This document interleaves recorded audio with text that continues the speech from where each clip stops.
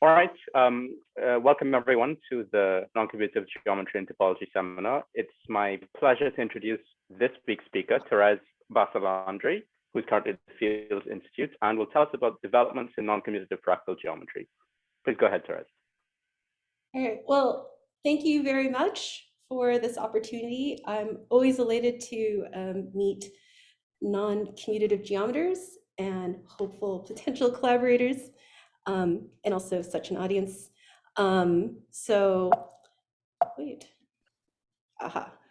Okay, so one of the main motivations for my work is how to build up a theory of finite approximations of fractals.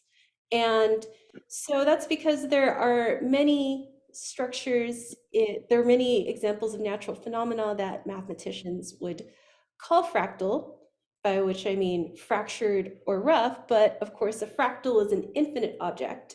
And so any occurrence of fractality in nature will by necessity be finite. And another sort of complicating factor is that many methods for mathematical physics are classically formulated in terms of operators on smooth manifolds, by which I mean in the context of differential equations. And so then this would give a framework for extending methods from such disciplines to that of fractal spaces. And so the hope is that then this would help us to better understand how fractal structures arise and evolve in nature. So the main tools that I use for this in service of this task are tools from noncommutative geometry, and in particular spectral triples, because those can be viewed as a generalization of differentiable structure, and the Gromov-Hausdorff propinquity, because that can be viewed an extension of Hausdorff distance to function spaces. So a motivating example for the work I'm going to talk about today, that was the basis of my collaboration with Lapidus and La Tremoliere, is the Sierpinski gasket. And this is an important test case in analysis on fractals. And so not only are there many results established for the Sierpinski gasket, it's often the first test case to which to apply your result. And that's because there are many non-equivalent definitions of fractality that are satisfied by the Sierpinski gasket. And so something that I should clarify is that even amongst fractal geometers, there is no one definition of fractality that captures all fractal phenomena.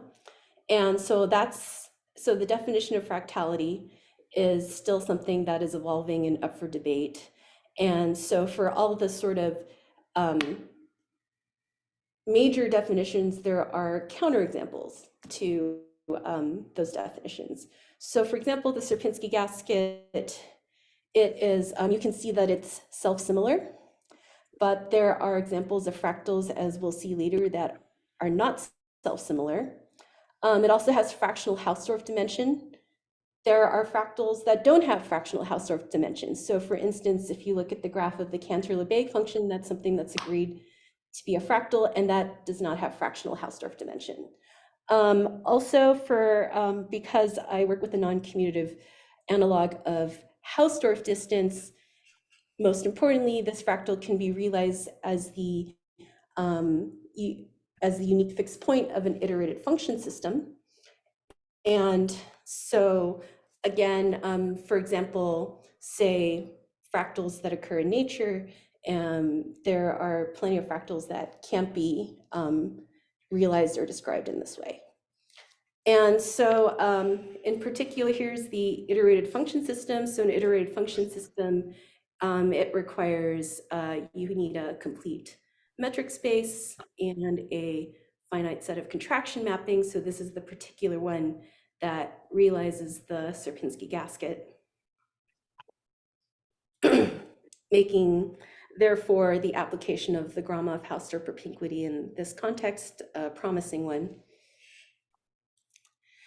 And so in the study of the Sierpinski gasket, so this is the motivating example for the framework that was first developed by Lapidus and Sarhad of a class of fractals that they termed piecewise C1 fractal curves.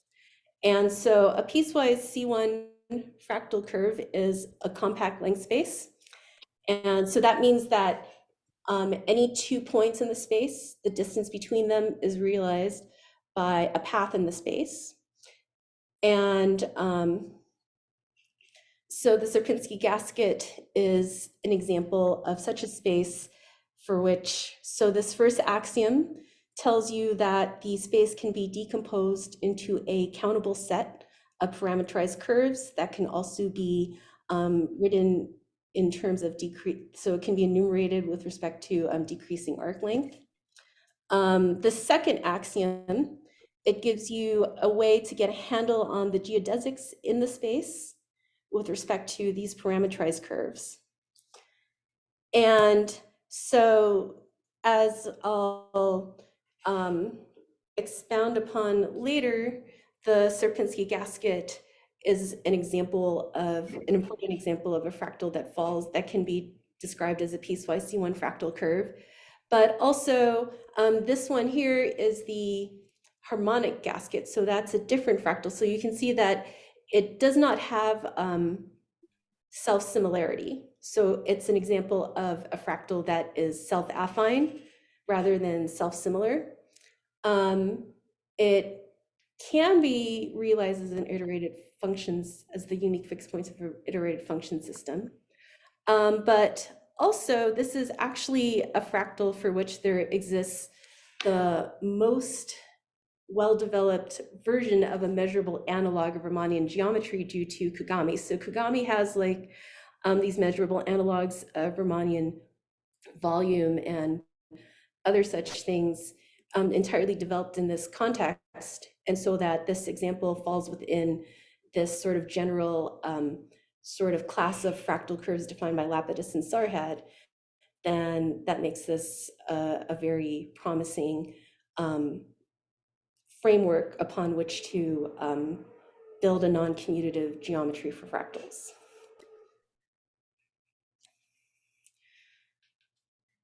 So going back to the notion of approximation.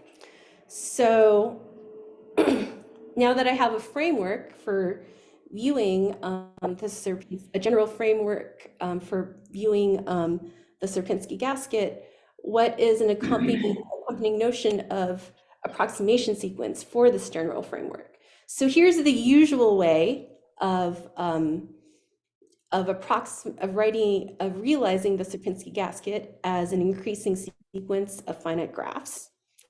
And so one of the first major things we had to do in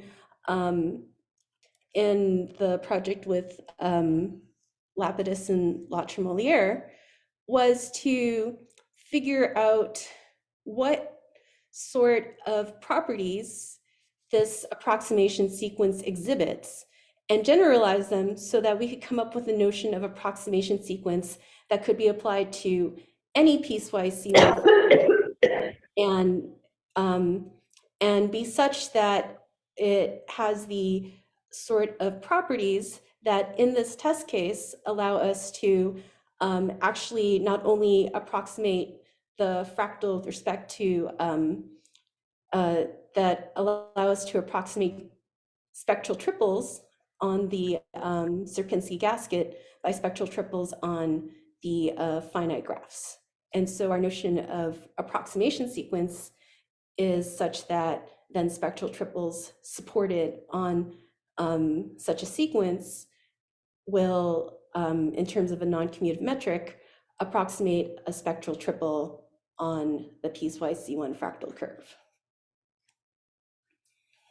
So here's an illustration of one of the main difficulties that we first had. So going back to the framework for piecewise C1 fractal curves, the first axiom tells us that we can decompose such a curve into a countable union of parameterized curves ordered by decreasing arc length.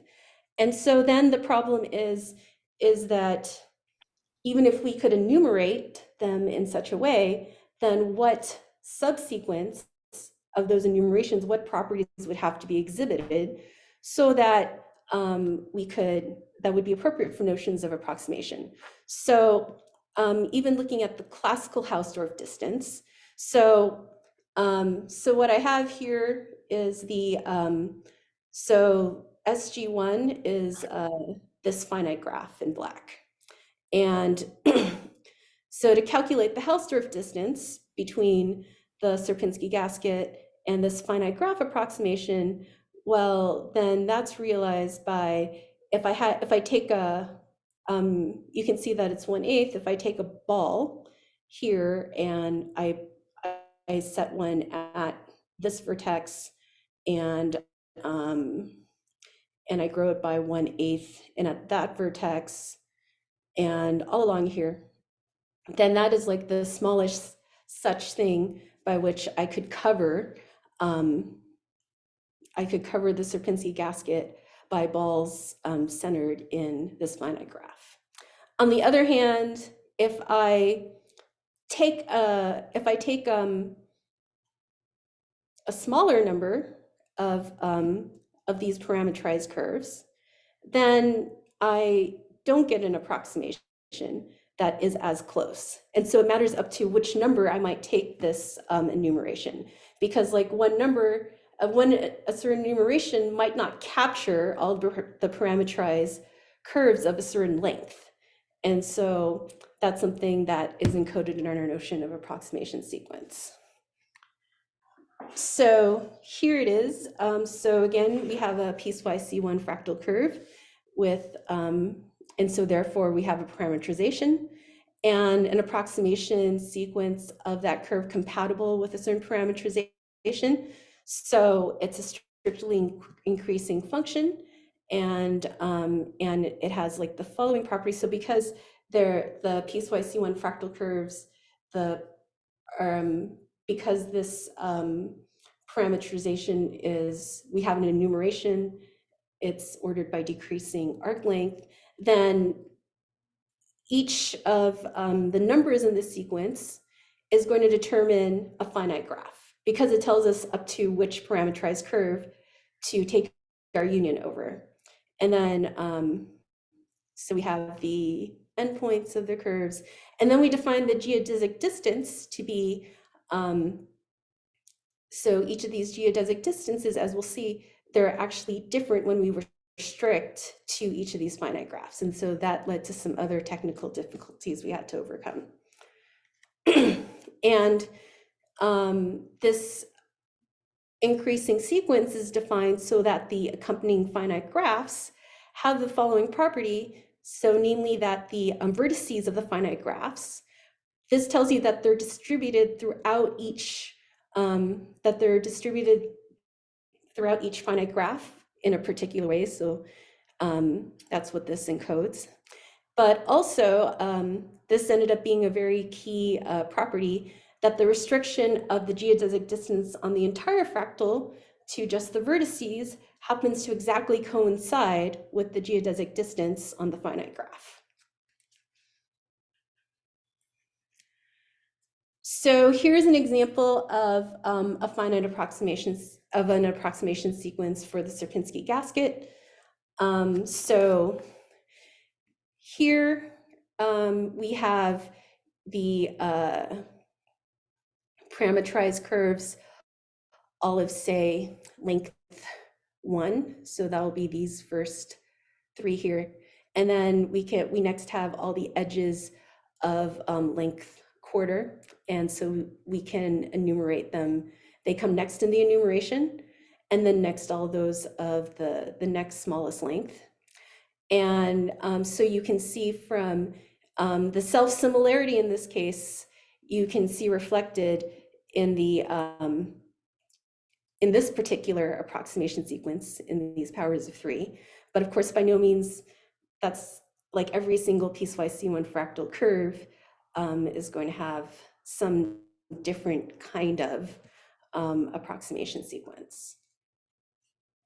And it just so turns out that this approximation sequence also works out for the harmonic gaskets. So not only does this work for our test case of the Sierpinski gasket, it also works in the context of this very important and well-developed example for analysis on fractals, namely the harmonic gasket. Okay, so the geodesic distance is a very important example in Riemannian geometry of an intrinsic metric. And so for a fractal and for a finite graph, a natural choice of a sort of intrinsic metric is the geodesic distance. And so in the context of smooth manifolds, the geodesic distance plays a very important role in capturing various notions of geometry. And so it's very natural to see what can be done in this context. So let's look at some of the difficulties here. So here we have the Sierpinski gasket, and I just want to illustrate that the finite graph as a compact metric space equipped with the geodesic distance does not embed into the fractal, and so one way to see this is, so if I take this point here and this point, so if I just follow the path along this finite graph, then the distance is 1. But on the other hand, if I lift this graph, embed it into the fractal, well, now there's a path here which is shorter. And so therefore the geodesic distance here in the finite graph is not necessarily the same as the geodesic distance when lifted up to the fractal. On the other hand, if I restrict to just the vertices of the finite graph, then that is the case. And so that's another reason why in our notion of approximation sequence, we chose to distinguish those points in our definition, because those are the ones which embed into the limiting fractal. So we also wanted to be able to extend Hausdorff distance to function spaces, so that we could apply tools from non-commutative geometry. So in terms of finite graphs, well, with respect to the Hausdorff distance, the finite graphs approximate the Sierpinski gasket, and so does any sort of approximation sequence for a piecewise C1 fractal curve. It was non-trivial to also show that if we take each of these so each of these compact metric spaces, so equipping each finite graph with its geodesic distance, that with respect to classical Gromov-Hausdorff distance, we can also approximate the compact metric space that we get by equipping the fractal with its respective geodesic distance. So then, in order to be able to access the study of and study this through non-commutative geometry, are these function spaces examples of some sort of quantum structures, which we'll see later that they are? And if so, is there a notion of metric that allows one to approximate this quantum structure, or what is actually a quantum analog of a compact metric space structure, by this one?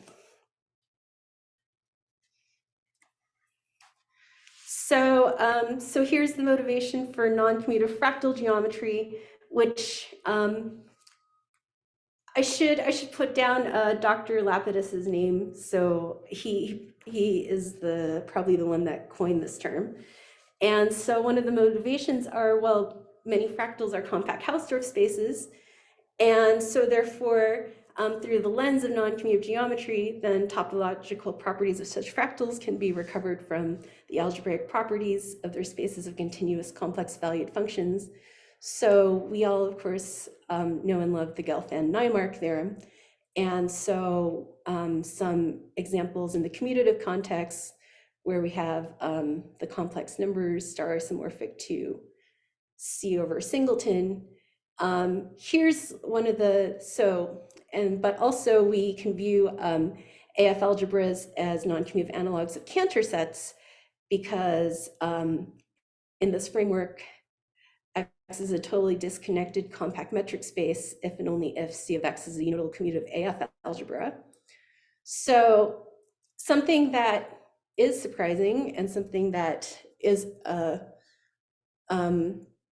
motivation for some of the things that I look to get into and look at is that for any other fractal, this is not really known what kind of C-star algebra this is.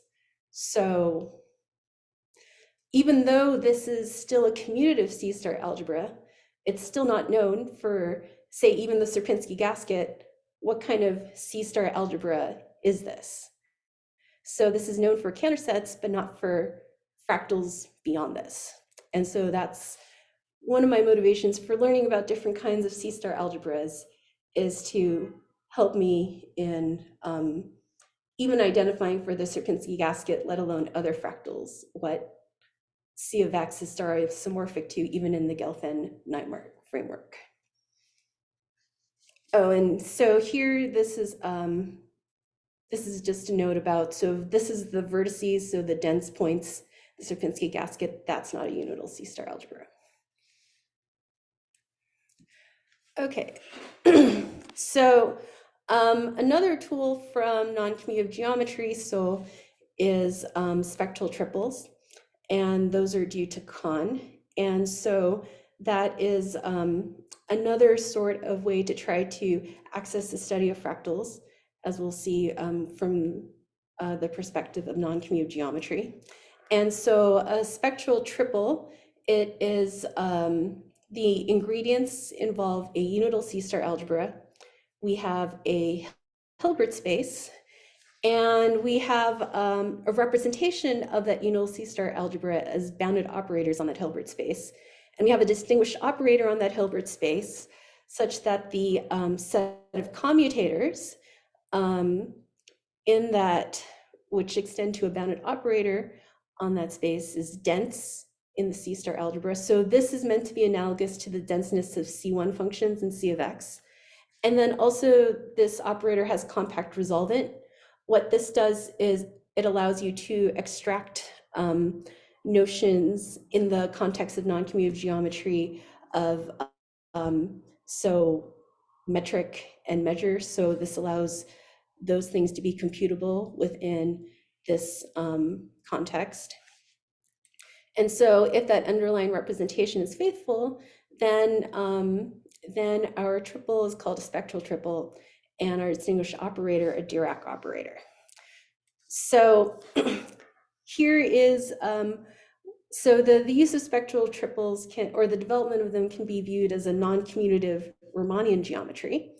And one of the motivations for this is that this is the following, whereby one can recover the geodesic distance in a certain context.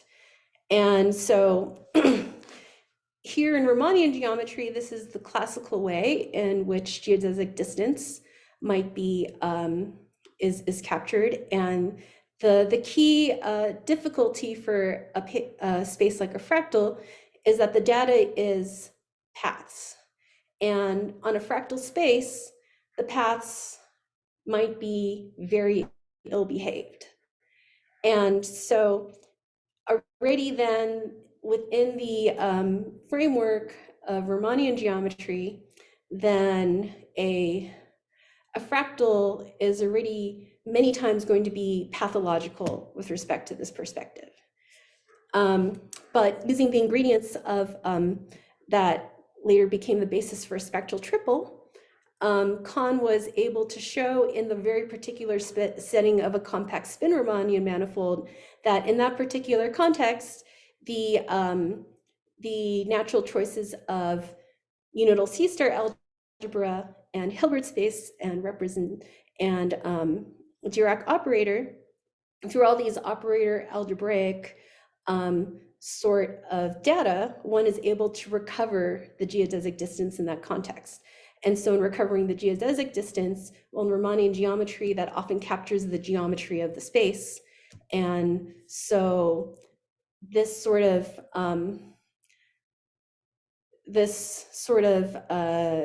ingredient that was an obstruction to fractals being viewed accessible from tools from Riemannian geometry is no longer the case if we apply tools from non-commutative geometry. So there does, in fact, exist a spectral triple for not just the Sierpinski gasket, but for any piecewise C1 fractal curve. So this was a motivation for the definition of the framework of piecewise C1 fractal curves, and that's due to Lapidus and Sarhad. And the key idea is that each of these spectral triples is built from spectral triples for circles. And so a spectral triple for a circle, so for the unital C-star algebra, we take the 2 pi r periodic functions on the real line. So for each parameterized curve of length r, then we associate this particular unital C-star algebra. For the Hilbert space, we take the normalized Lebesgue measure. So the L2 functions with respect to normalized Lebesgue measure. And for our Dirac operator, so taking this, we define it on this canonical orthonormal basis and define it as the closure of this particular operator. And the representation is the one that sends these functions to multiplication operators on the Hilbert space.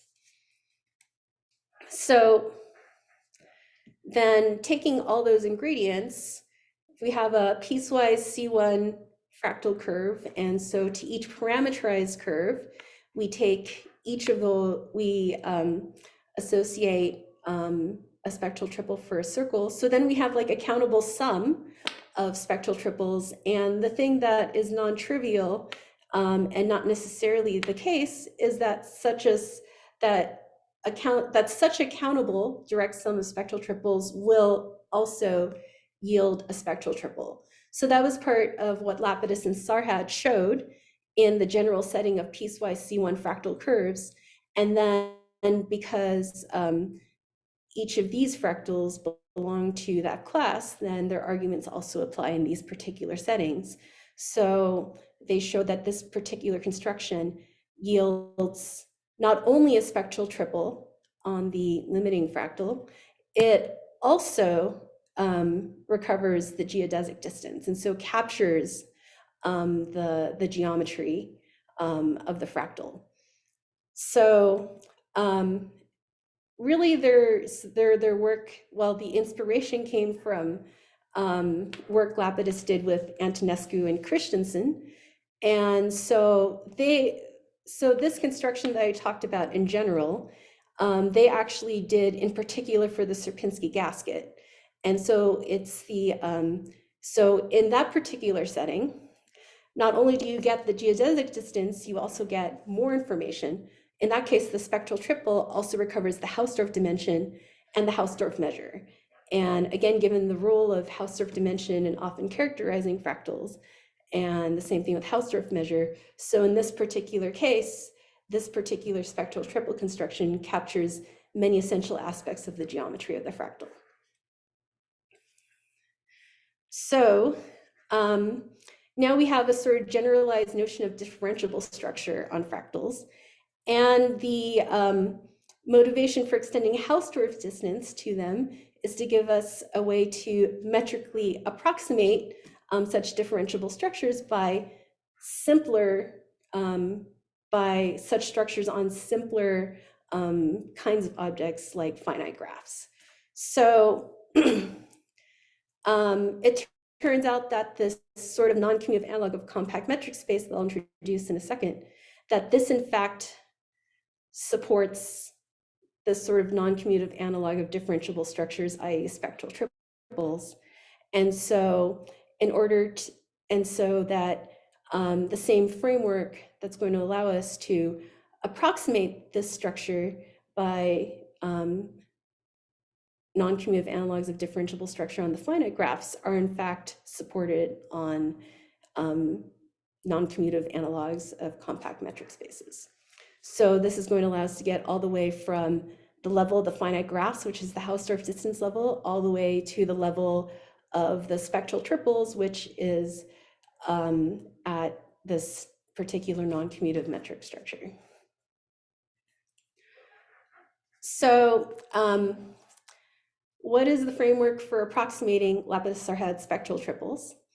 Well, so this is based on work by Frederick Latremollère, who in turn was building on the earlier work of Riefel.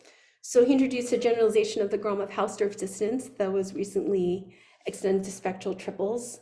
And in that extension, in that enriched form, it's called the spectral propinquity.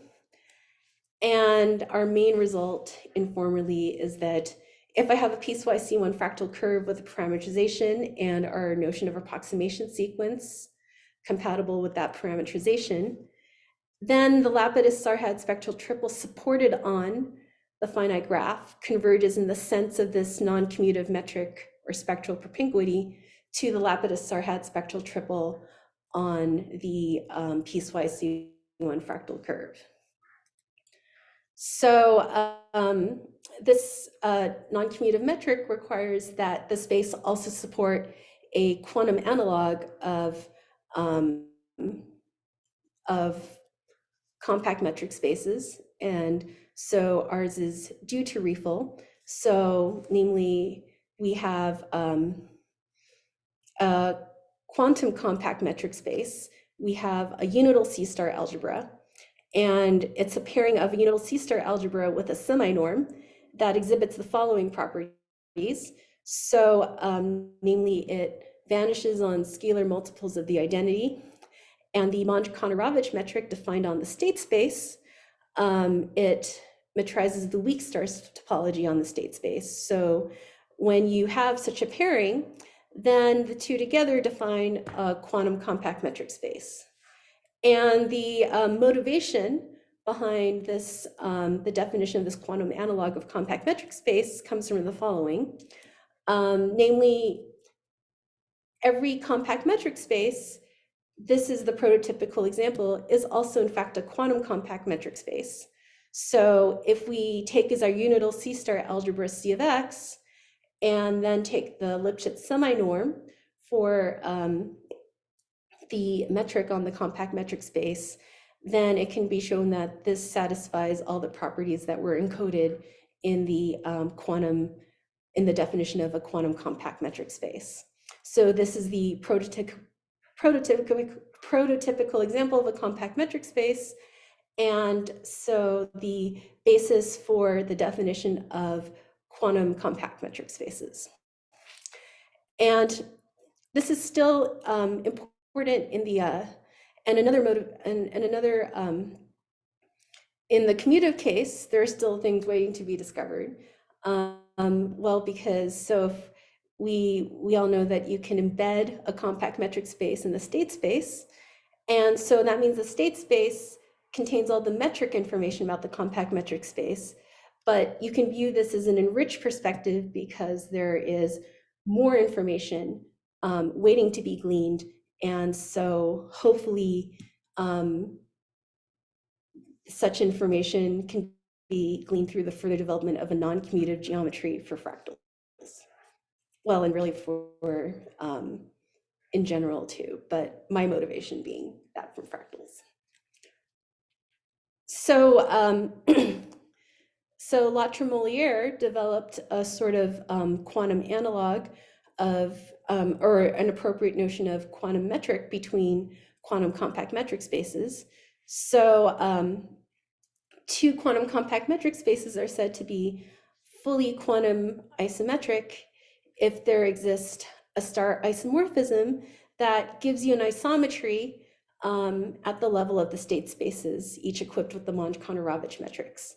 So this is the sort of appropriate notion of extension of the notion from isometry from the classical case to the quantum case. And the Gromov-Hausdorff propinquity, as in the classical case, in complete analogy with that, it's a complete metric on the space of all quantum compact metric spaces. Just like the Gromov-Hausdorff distance is a complete metric on the space of all compact metric spaces.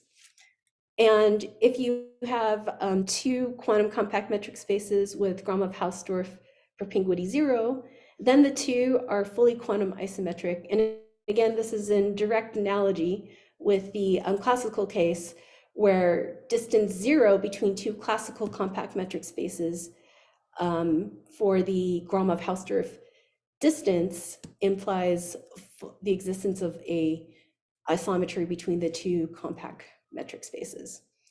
And furthermore, if you restrict to only those quantum compact metric spaces that come from the classical case, then you can capture the Gromov-Hausdorff topology can be captured by that of the propinquity when restricted to that case. Okay, so here is the beginnings of that extension to the case of spectral triples. So first of all, this extension of the Gromov-Hausdorff propinquity to spectral triples, well, it's it is defined on a certain class of spectral triples, so namely those that induce a quantum compact metric space structure. So if you have a spectral triple, then the natural choice of the unital C-star algebra, you take that to be the same, but then the semi-norm being the norm of the commutator with the Dirac operator. So if you equip the C-star algebra in the spectral triple with this particular semi-norm, and if this particular pairing exhibits the properties required of a compact metric space, then this spectral triple is a metric spectral triple. So this is the setting in which the our extension of the Gromov-Hausdorff propinquity, i.e. the spectral propinquity, that is the class of spectral triples on which this metric is defined. And so then what sort of, for all this work, what kind of information about the spaces does distance 0 get you? Well, if you have distance 0 between two spectral triples for the spectral propinquity, then you get unitary equivalence of the Dirac operators.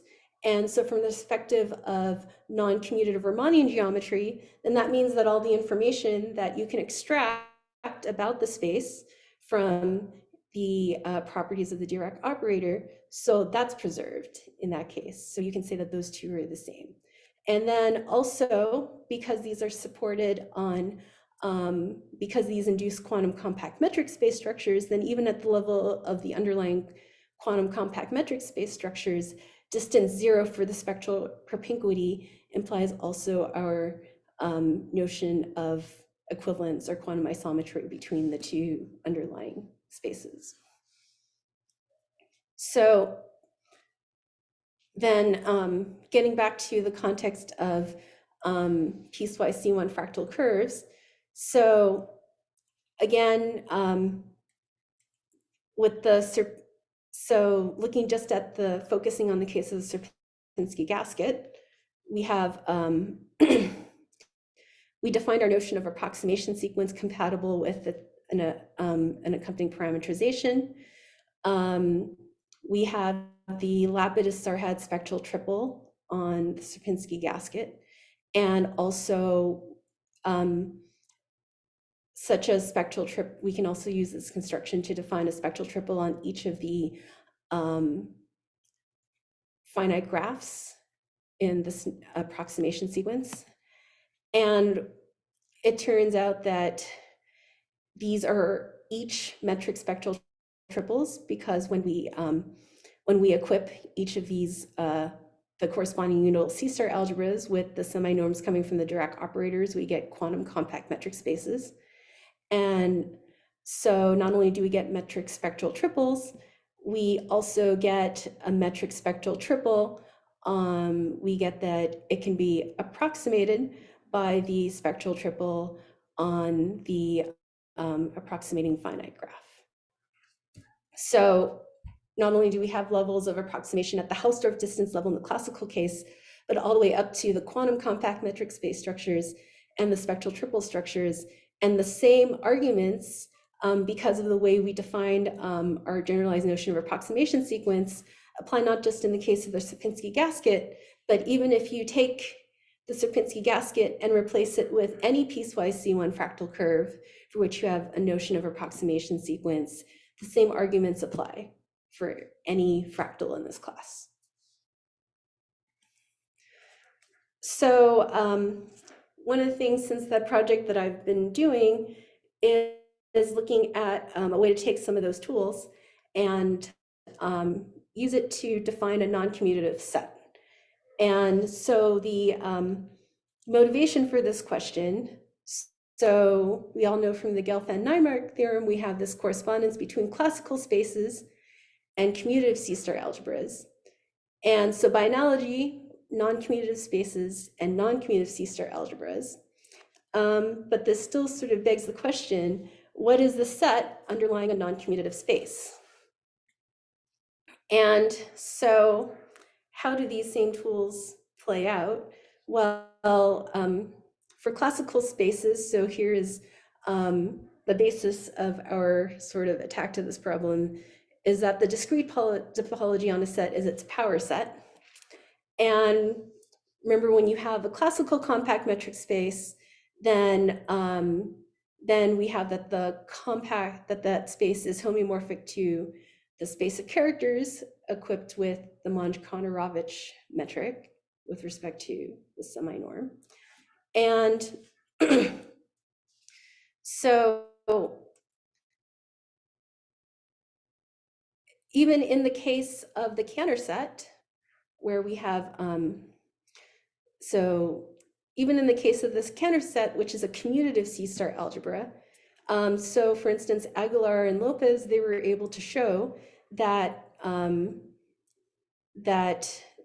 they were able to find semi-norms that agree on the space of characters, but not on the entire state space.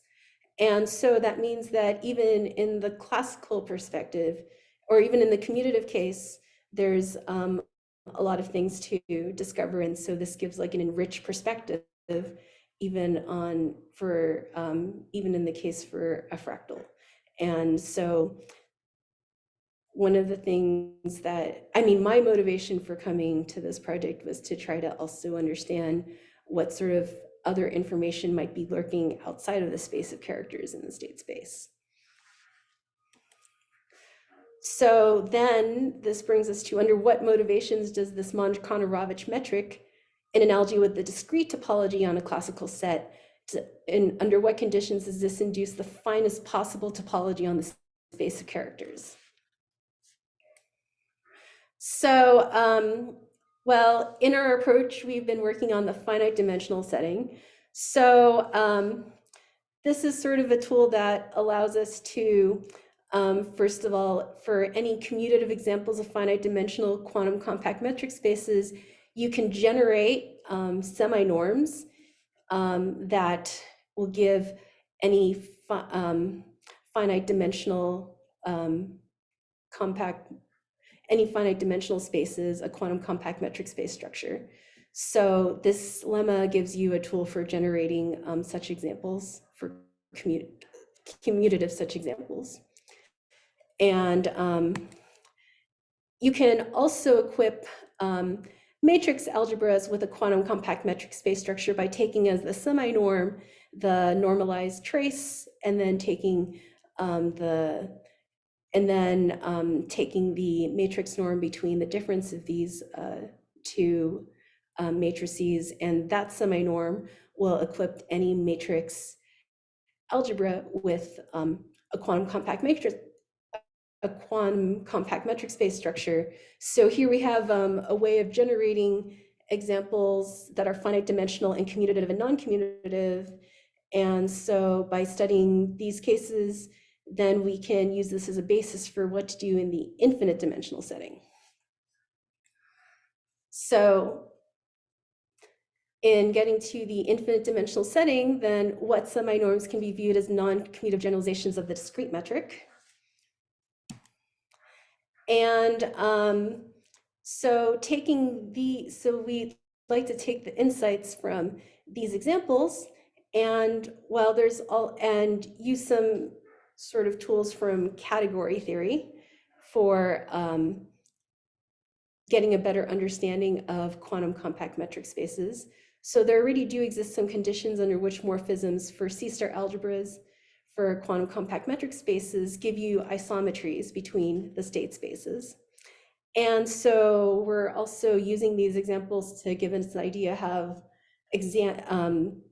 relaxing these conditions play out in relationships between the respective state spaces, and so that we can try to see which ones would actually give us something analogous to the discrete compact metric spaces, and that would give us an idea for how to define non-commutative discrete structures. And then more generally from this, flexible notions of morphisms for the category of quantum compact metric spaces is something that could be of use to the non-commutative geometry community. But then as a fractal geometer, I'm interested in this because, for instance, the Hausdorff dimension, which is an important way of encoding fractality, it often takes non-integer quantities, but common approximations of fractals often have integer dimension. And because these are based on a view of this fractal as a set of points, then finite approximations of fractals using tools from non-commutative geometry, this might again give an enriched perspective of the fractal that is absent from the tools we have from the classical case. So other works in progress that I have. So here is the Sierpinski gasket, again, as a sort of example of piecewise C1 fractal curves. So this is another important fractal from analysis on fractals on which there's a lot of work done, namely the stretch Sierpinski gasket of parameter alpha. So this particular parameter encodes the lengths of these connecting intervals. And as that distance goes to zero, then you get a Sierpinski gasket. And so this fractal, it is a model for very different kinds of media than the Sierpinski gasket is. And so that's why the analysis on fractals community studies it, and there's a lot of works coming out by a lot of the major players on this. It's also sufficiently different from the Sierpinski gasket for there to lead to various difficulties and obstructions. So you can already see that it's not self-similar. It's again self-affine. So it's not perfectly, it doesn't have that sort of self-similarity. It does have like some other properties. And so and it turns out that the Lapidus-Sarhad spectral triple construction, that can be used to define a spectral triple on the Stretz-Sierpinski gasket. And so one of the things that I've been working on showing is that as this alpha parameter goes to zero, then this spectral triple gets very close to a spectral triple on a piecewise C1 fractal curve. And so this would then be my prototype for a class of almost piecewise C1 fractal curves. So therefore extending the Lapidus-Sarhad framework to other classes of fractals. Here is the Sierpinski tetrahedron. So of course, examples of fractality are not limited to the plane. And so it would be natural to see what kinds of, how this notion of the same notions of approximation could be extended to the case of the Sierpinski tetrahedron. Also, what kind of spectral triple, whether like what aspects of that construction could be used to define a spectral triple on the Sierpinski tetrahedron that captures the essential geometry of the fractal, and then likewise extend the notion of approximation sequence to also support spectral triples that approximate the larger spectral triple. And so here was my motivation for,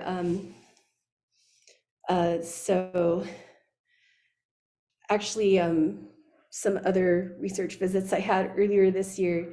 So namely, here's the Sierpinski carpet. This is a round Sierpinski carpet. Here's a high approximation of a Sierpinski carpet. And a Sierpinski carpet is a fundamentally different kind of fractal than a Sierpinski gasket. It's many orders of magnitude more difficult to study. And so it's an example of something that's called infinitely ramified versus finitely ramified. So a Sierpinski gasket, if you can entirely disconnect a Sierpinski gasket by removing a finite set of points. But for fractals like the Sierpinski carpet, that's entirely impossible. And this leads to all sorts of complications in trying to develop analysis on them. And so one of my very motivations for developing other tools that I've developed this year has been to try to develop spectral triples on Sierpinski carpets. And this here is a round Sierpinski carpet. And so in this particular setting, and it's homeomorphic to the Sierpinski carpet, but in this particular setting where you can view this as limit sets of Kleining groups, so I went and learned about this particular framework for round Sierpinski carpets, so as to give me some sort of enriched perspective for how to try to build a non-commutative geometry for Sierpinski carpets. And so let's see, other future work. So really all of these sorts of diverse examples are, of course, in service of definition and study of the notion of fractal manifold.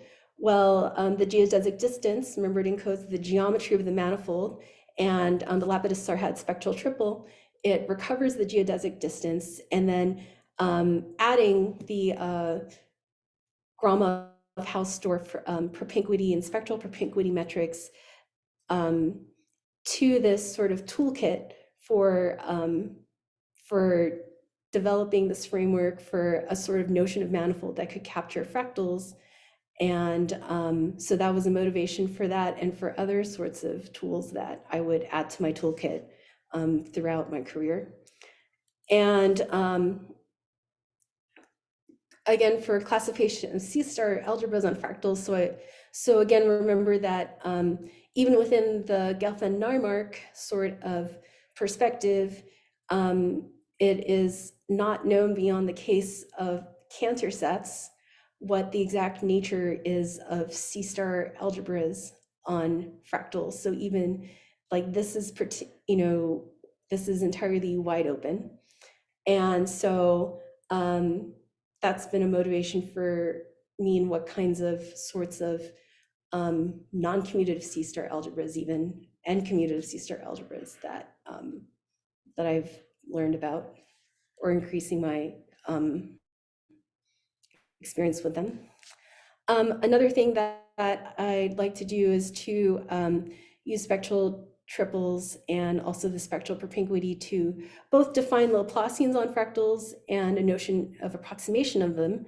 So, well, so define a Laplacian requires the definition of a measure, and while a spectral triple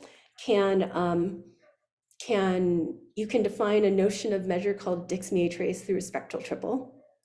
And so then a natural sort of line of development is to develop spectral triples that support the definition of desired Laplacians. And then likewise, some approximations of the fractal space that also support such spectral triples. Another thing that I've been thinking about, especially from actually both my time here and at MSRI, is like a theme in both programs was metric measure spaces. So that's been a big theme here at the current program and in my previous program. And well, so since you can define a sort of notion of metric and a notion of measure through a spectral triple, I'm really been sort of actively thinking of like, how can you define a metric measure space through a fractal?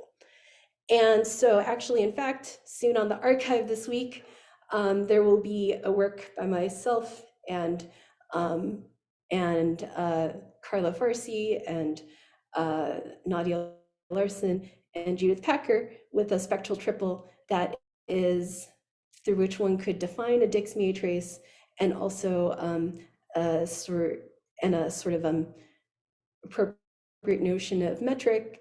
And so maybe this could be a candidate too for some sort of quantum analog of metric measure space. And then finally, are there some occurrences of fractality that can only occur in a non-commutative setting?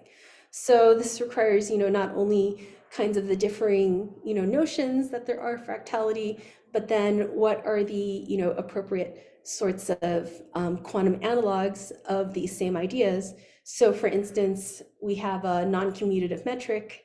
It's complete in some settings.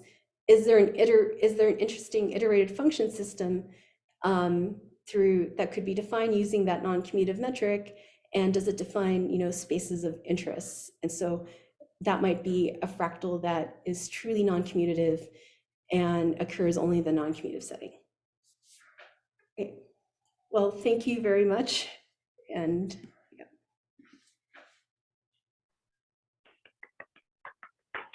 Thank you very much, Therese. That's a very nice talk. Are there any questions out there?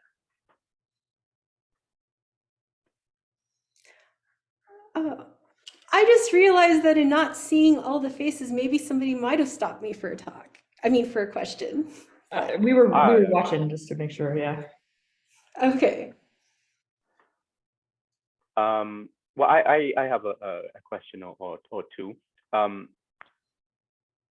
So first of all, so you mentioned the various Sierpinski type constructions. Does the Menger curve or the Menger sponge also fit into this framework of a fractal C1 curve? I was going to ask the same question, yeah. I've wondered about that because to me so first I need to look at that, but I mean, because it looks to me also more like a sort of Sierpinski carpet. Definitely, yeah. I think it also has the same problem where you can't even locally disconnect it. Right, and so yeah, this right. That's a good. Yeah. This is one of like so I mean, features. With some of the fractal geometers here, whenever I say that I want to figure out something for Sierpinski carpets, it's really like this other level of difficulty. And actually this is a reason why I've even now wanted to start to study other notions of limit to be able to deal with Menger sponges and Sierpinski carpets, is I think I need to even go maybe to that level too. I mean, yeah, for example, the Menger curve is the Menger curve is a Frese limit. I don't know if those things are useful to you. Actually, that's a reason that I've thought about that, because my friend Aristoteles Panagitopoulos, he did some work on that. Like he's one of the few people I've met at both fractals and operator algebras conferences, and it was because of that particular work of his. I mean, so this Menger curve, I mean, and I think, also, for example, the Hawaiian airing. So as far as classification goes, these things have been popping up lately as spectra of Cartan subalgebras of sort of classifiable C-star algebras. it would be interesting to know kind of, what the fractals might arise in this way, Right. So actually, I'd like to know more about that. So, also, I don't want to offend anyone a lot. So, like, coming here to, like, I'd never really worked with classification of C-star algebras at all. But then coming here was an opportunity to learn about that. And so that's one of the reasons that I've been now actively trying to learn more about classification, is for that particular sort of aim. Yeah, no, fair enough. I mean, so there are these papers by Shin Lee that you might want to take a look at. They're not easy papers. I have to warn you, but it might be worth taking a look. You mean like LI? Yeah, so XINLI. He has a. Right, and I mean, and I like when I mentioned also, I mean, George had said to me that maybe these could even be examples of non-commutative CW complexes too. So, well, for the Sierpinski carpets at least, but yeah, interesting. Right, but of course that's like kind of, so that is definitely a very like, something I really want to work on, but of course it's a little slower starting from zero classification knowledge in July. Yeah, no. But of course this is the place like where, to be able to have like a lot of nice people, here to learn about it with. Yeah, and next year this semester program would be also an opportunity. Well, I would really love to be part of the semester program. I'm actually going to apply to come for 1 or 2 months. And so yes, I've been trying to think about what would be how to, what sort of proposal to write for that, or yeah. Please apply by December 15th. Oh, yes, I know. But of course so that's when I'm very like hopeful and stuff like that about wanting to be able to go, because getting to also be with operator algebraicists would be cool too. Because I mean, I've had a really great year, but I've been kind of the representative non-commutative geometer at both my programs. No. Which, I mean, gave me some new ideas and stuff like that, but I very much consider non-commutative geometry and fractal geometry my home, and yeah.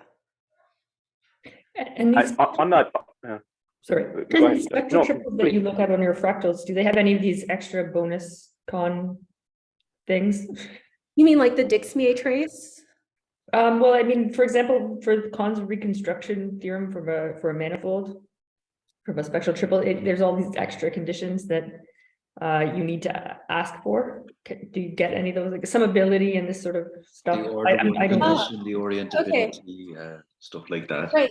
So for the Lapidus-Sarhad spectral triples, you only get it for the Sierpinski gasket. So you only get in that case, the summability, because they have it for the Dix-Mier trace, and you get it for the, you get the metric, the geodesic distance. But when you get to the general class, because it's so general, then you don't have that necessarily.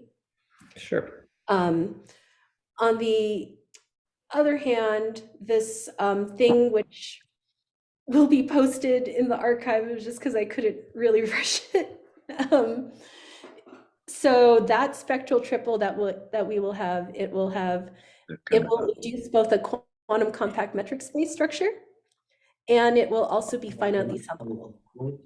And then the next point in our project is we will study the K theory from these spectral triples. So then we have like more elements of the non-commutative geometry for this spectral triple that we'll be able to use Kahn's program to study. And so the spectral triple is actually going to be on a non-commutative solenoid. Cool. And something that I've also thought is, I've also seen works by Daniele Guido, where they developed this sort of spectral triple for the Sierpinski gasket based on viewing it as a solenoid. So maybe in the future, then I could have a totally non-commutative, I could have like a spectral triple with a non-commutative C-star algebra element too. But also the spectral triple, it has these dense smooth subalgebras in them. So then for the K-theory aspects and index theorems, that'll be something that therefore we can use for further study. By the way, is there a sort of non-commutative generalization of Hausdorff dimension that is maybe not necessarily integer valued? Is there such a thing? Oh, well, then that would have to come from the Dixmier trace, so the finite summability. Okay, right. Oh yeah, and that also leads me to, so my main motivation for coming to this program was that I wanted to develop a non-commutative analog of curvature. And so I've gotten some more ideas about that. And then, I mean, this program with there being metric measure spaces and a sort of idea of curvature in that setting, then if I had a spectral triple that was finitely summable, induces quantum compact metric spaces, then like, could I further develop that to get a notion of curvature? An analogy with the metric measure space setting. But how would this relate then? There's already, at least for the non-commutative torus, the notion of curvature that Kahn has as well that involves the spectrum explicitly work. Oh, is that from the the metric connection or the? Yeah. I'm not an expert on it by any means. So, I mean, my motivation came from because, coming from the quantum compact metric space perspective, where you have this, analog of Gromov-Hausdorff distance. Mm-hmm. My motivation actually came from, there's a work of Landry, where in the classical case, the Gromov precompactness theorem, where you have all these particular sort of properties with on a sequence of manifolds, also like curvature dimensions and stuff. So he has a quantum analog of that. Okay. So this is the point of view you're coming from. What might be, therefore it's natural to be like, okay, what's a natural notion of curvature, but from that setting?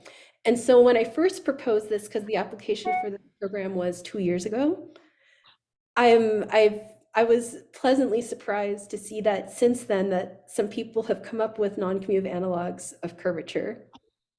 Of course, coming from different perspectives, so that Mary Sionga and Masoud Kalkali have each come up since then with some ideas of this. So I need to look at that more carefully, because I'm sure that, they involve things very much outside my wheelhouse.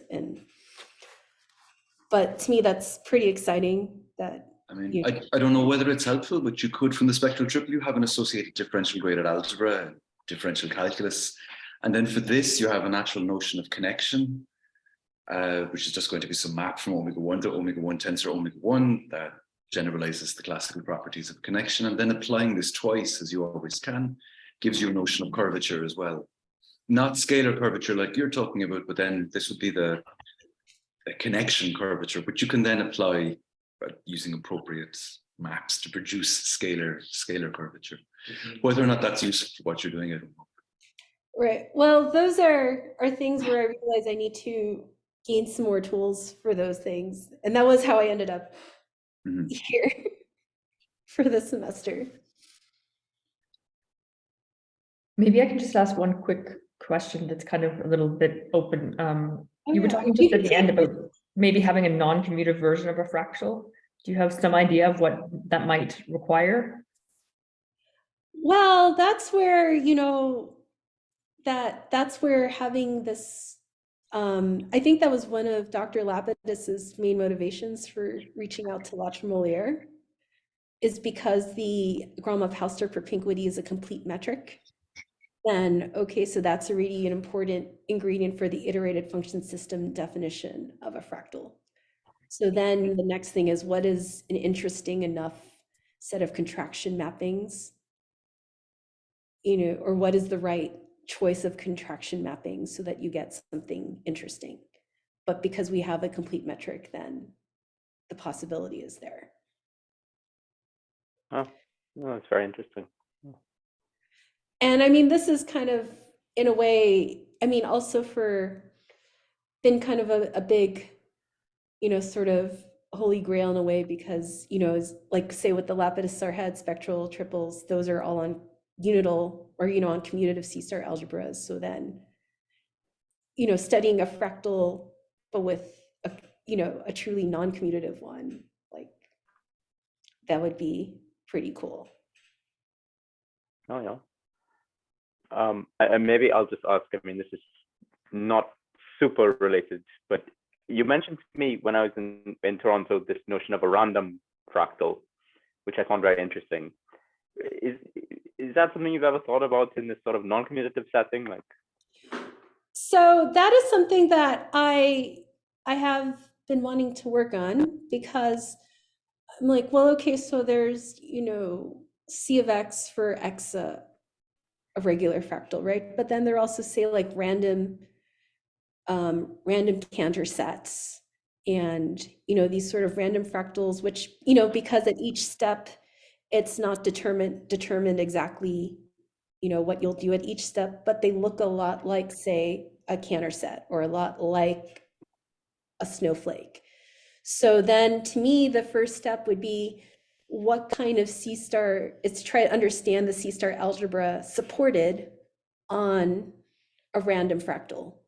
And so so when I was at MSRI the first half of this year for this program on random spaces, analysis and geometry of random spaces, that was one of the things I came away with, like, wanting to understand. And so then, once I have some C-star algebra, then I could equip it with the right kind of semi-norm, and then I could compare it with the Gromov-Hausdorff propinquity to a deterministic fractal. yeah, I think that would be very interesting, definitely. So I would really like to do that. And then I have a friend who does work in probability, so I'm like, okay, that's why I'm like, I would like to work on something with probability and operator algebras with you, so that I can do this, or at least learn more of I mean, I guess I started, but I came to that program not being a probabilist either.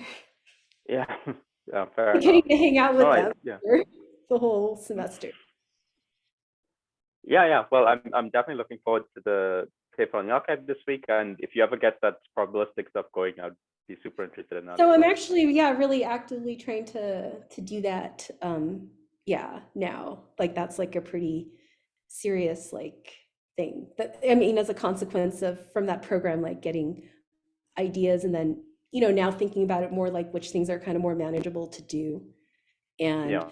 another thing in particular, like, one of the people in that program brought to my attention this sort of non-commutative metric that was developed by Davies in some paper I think for Brownian motion or something, that people have never looked at. And this person, being a probabilist and not knowing any non-commutative geometry, had always been sort of off and on intrigued since grad school. And so I've been trying to understand that paper, but it involves also learning some more probability. So that's been my motivation for learning more probability too. Yeah, I mean, I would be interested in taking a look. Davies, you said? I didn't know. Davies, I'll send you the paper. Yeah. No, yeah, thanks. Appreciate it. Yeah. Well, and also, my friend and I, we were looking at starting this sort of like more simple project through that would involve that would be a way for him to learn about quantum compact metric spaces. But our long-term goal would be really to come up with an idea of a random walk on the space of quantum compact metric spaces. But that is a very, like, we both have to, do some, but that's like our long-term motivation behind the start of our very, very cool. Very cool. I'm super into that stuff these days. Well, I never thought that but I am, as a consequence of the first half of this year. Yeah, fair enough. All right. Any other closing questions or comments? If not, then thank you again so much, Therese. And so Karen's just advertising the talk for next week. Ryan Aziz will tell us about cross-product exterior algebras. Hope you can join us then. And